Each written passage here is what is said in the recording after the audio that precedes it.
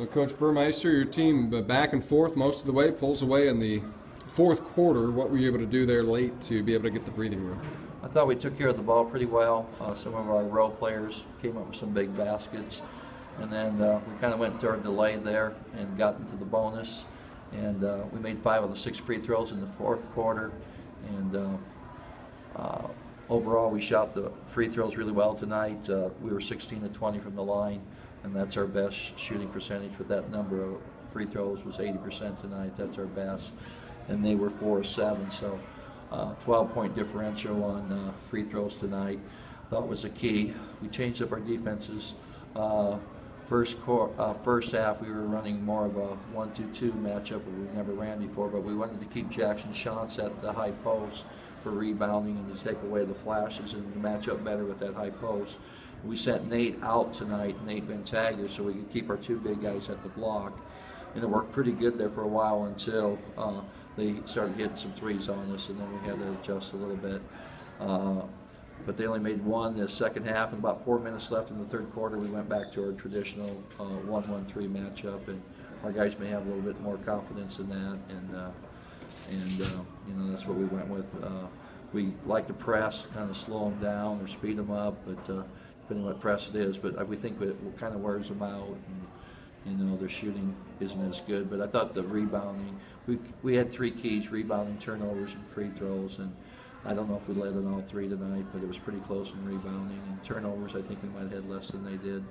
And then free throws, again, we were 16 to 20. They were 4 of 7. So I thought getting to the line, and Jackson Lamb's a pretty good ball player, and he carried us there early in the first half. And so we got the other few guys going there, but good team win. We didn't know how far the tournament, but these guys practice hard, and we were very dedicated. So we'll be ready to go Thursday night again.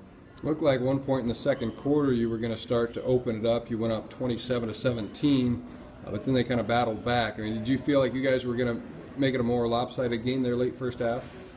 Well, we only have Jackson Lamb back, so this team has come a long ways this year.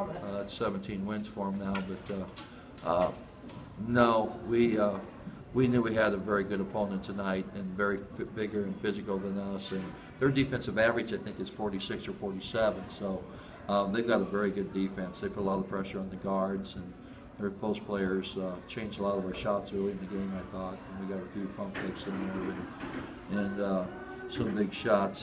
Tanner hit some big shots later in the game, but they're a little intimidating both inside, and they put a lot of pressure on you on the outside. So what they did was get about 6 points off our press. They got the ball a little deep on us a few times, and that helped them. And then they hit those they hit 3 threes in that first half, which we did. We wanted to put pressure on them, just shoot the 3, and they did. Those 2 guys made 3 threes that first half. That's 9 points. So that's part of the reasons why they came back, I thought, is they started hitting some threes there.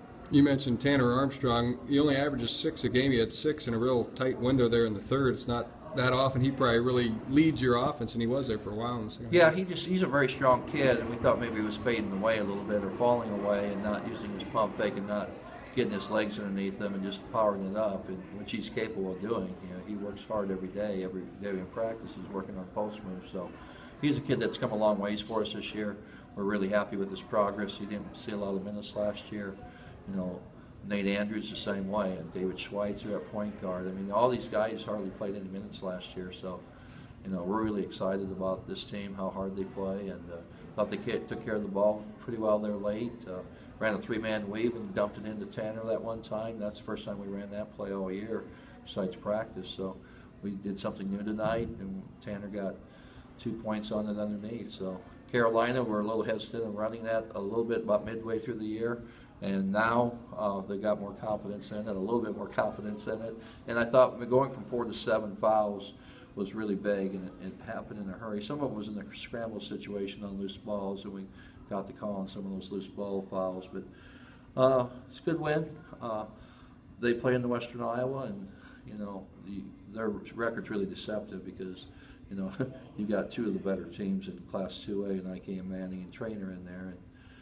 And there's some really good teams in Western Iowa. So at the same time, we represent the pride of Iowa, and our guys finished second in the pride of Iowa this year, and you know, we're just really excited for these guys. They work really hard, and you know, they put a lot of time in, and you know, not always does all the time that you put in pays off, but it has definitely for these guys.